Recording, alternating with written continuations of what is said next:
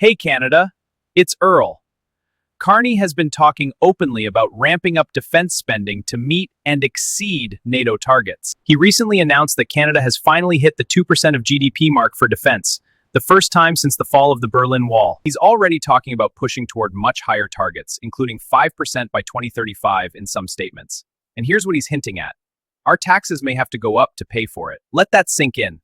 While Canadian families are already struggling to afford groceries, gas, rent, and heating, Carney is floating the idea of higher taxes to fund bigger military spending. At the same time, his government continues to send billions of dollars overseas, including another $51 million to Ukraine just this week. Let's look at the cold, hard numbers so you can see exactly how much you're already paying and where your money is going. What the average Canadian actually pays in taxes right now, 2026 numbers: income tax, federal plus provincial combined. For a typical middle-income family earning around $100,000 to $120,000, you're looking at 25 to 35% effective rate after deductions. Top marginal rates in many provinces hit 50 to 53%.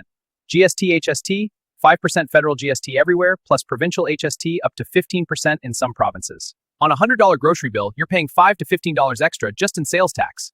The consumer carbon tax was removed last year, but the industrial carbon tax was just increased by another 16% on April 1st. That cost gets passed on to you in higher prices for gas, diesel, heating, fertilizer, and almost everything that moves or is manufactured. Property tax, municipal, average around 0.8 to 1.5% of assessed home value. For a $600,000 house, that's $4,800 to $9,000 a year.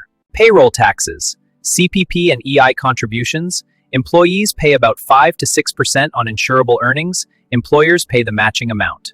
Other hidden taxes, excise taxes on fuel, alcohol, tobacco, packaging taxes, plus all the embedded taxes in everything you buy.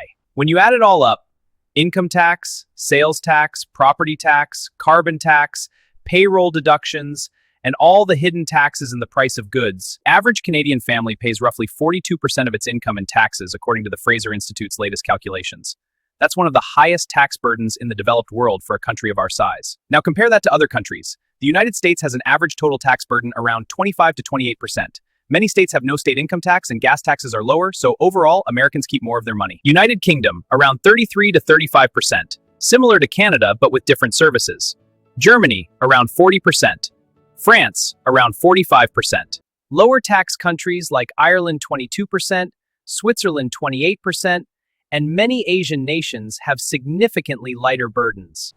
Canada is not the highest tax country in the world, but we are among the highest for a major resource-producing economy. We pay more than the US, more than many of our trading partners, and we get less visible return in services compared to some European welfare states. And while we're already carrying this heavy load, the government keeps sending billions abroad.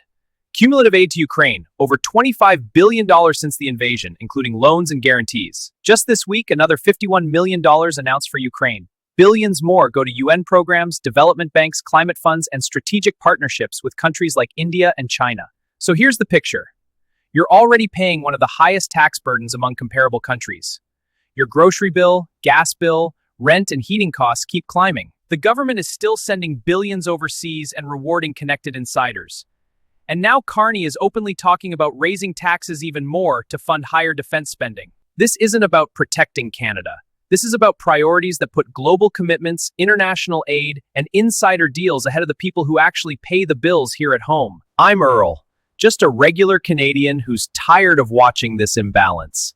We deserve a government that cuts the tax, prioritizes Canadians, and focuses on opening up all of our resources to make us one of the wealthiest countries in the world.